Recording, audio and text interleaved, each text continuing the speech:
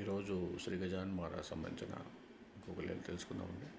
గురు బ్రహ్మ గురు విష్ణు గురుదేవ మహేశ్వర గురు సాక్షాత్ పరబ్రహ్మ తస్మై శ్రీ గురువే నమః.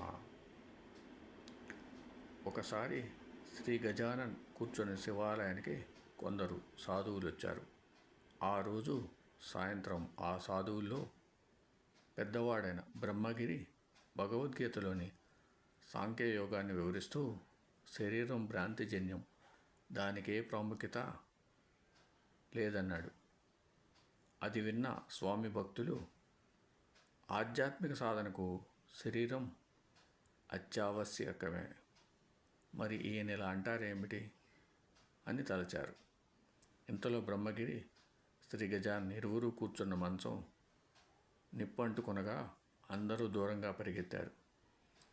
బ్రహ్మగిరి సైతం లేచి పరిగెత్తబోగా మండుతున్న మంచంపై నిశ్చలంగా కూర్చొని ఉన్న శ్రీ గజాన్ అతనిని చేయి పట్టి నిలిపి, శరీరం ఉత్త భ్రాంతి, ఆత్మ శాశ్వతమైనది కదా, ఎందుకు పరిగెడతావు అన్నారు.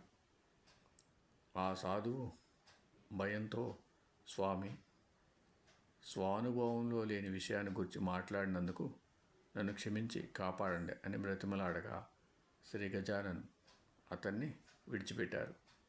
తాము మాత్రం భక్తులు పరిగెత్తుకొచ్చి తమను దానిపై నుండి తొలగించే వరకు మంచంపైనే ఉన్నారు.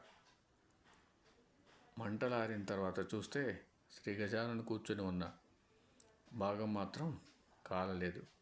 బ్రహ్మగిరి తన తప్పుకు సిగ్గుపడి ఆ చోటు విడిచి ఎటో వెళ్ళిపోయాడు. ప్రజలకు కలిగిన